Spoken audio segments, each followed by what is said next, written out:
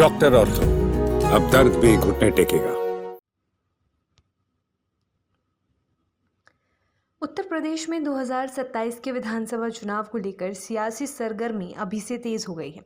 एक तरफ समाजवादी पार्टी ने पश्चिमी यूपी के दादरी से अपने मिशन की शुरुआत कर दी है, तो दूसरी ओर भारतीय जनता पार्टी ने भी चुनावी रणनीति को लेकर अपने पत्ते खोलने शुरू कर दिए हैं। इस बीच बीजेपी नेतृत्व की ओर से एक बड़ा संकेत सामने आया है, जिसने चुनावी समीकरणों को लेकर तस्वीर काफी हद तक साफ कर दी है।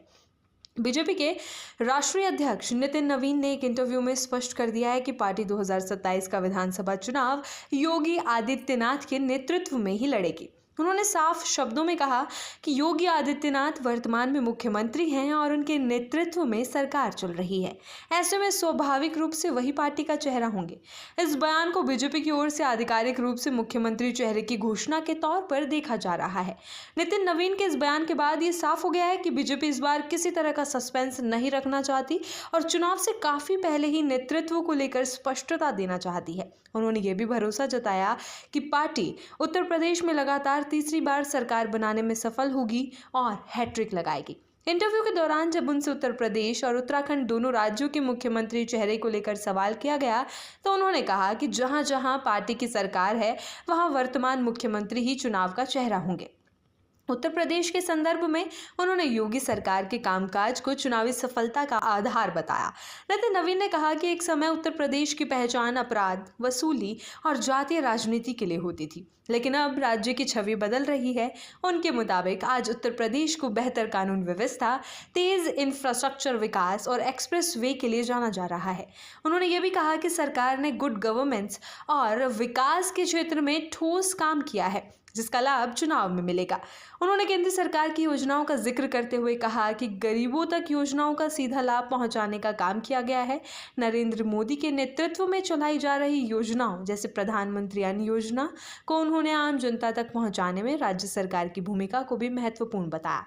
उन्होंने कहा कि विकास और कल्याणकारी योजनाओं के साथ साथ बड़े पैमाने पर निवेश को आकर्षित करने में भी उत्तर प्रदेश आगे बढ़ रहा है। बीजेपी अध्यक्ष ने कानून व्यवस्था को योगी आदित्यनाथ की सबसे बड़ी ताकत बताया। उन्होंने कहा कि राज्य में कानून का राज स्थापित हुआ है और इसका असर जमीनी स्तर पर दिखाई देता है।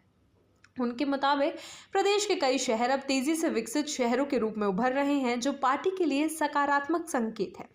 उत्तर प्रदेश की राजनीति पर नजर डालें तो बीजेपी 2017 में 15 साल बाद सत्ता में लौटी थी। उस समय पार्टी ने किसी भी नेता को मुख्यमंत्री पद का चेहरा घोषित नहीं किया था और चुनाव नरेंद्र मोदी के नाम और काम पर लड़ा गया था। चुनाव में प्रचंड बहुमत मिलने के बाद योगी आदित्यनाथ को मुख्यमंत्री बनाया गया था। इसके बाद 2022 के विधानसभा चुनाव में भी पार्टी ने योगी सरकार के कामकाज के आधार पर चुनाव लड़ा।